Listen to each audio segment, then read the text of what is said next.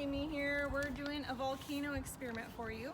And Miss Terry is holding the instructions, so she's gonna show you that so that you can see that. You can get all the ingredients, all the things together so that you can do it at home or if you need to. Hopefully you can see that. All right, so first we're gonna start. I love our playground. Our playground's so great. So what I did was I took a cup like this and then I built rocks up around the cup, and then we're gonna fill the cup with 2/3 cup of water, or till it's 2/3 full. And then we're gonna mix in baking soda, and the baking soda is 4 to 6 tablespoons. All right, maybe I should have dumped this out a little better, but all right, count with me. 1, 2, 3,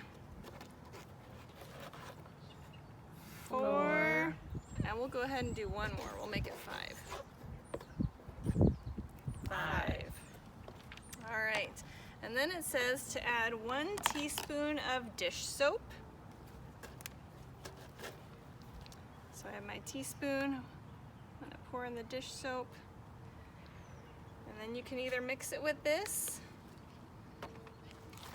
and then I have red paint. So we're gonna make it look like lava coming out. Well, you wanna open that and pour some in? You might have to just turn it and twist the lid off, yeah, it kinda.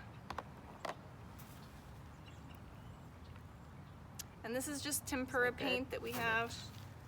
That looks good. Find a stick that you have outside in your yard and you're gonna mix it up. You can see it's starting to turn red. All right, we got it all. Looks good. Are you ready? We're gonna move everything back. Now we're gonna pour the vinegar in.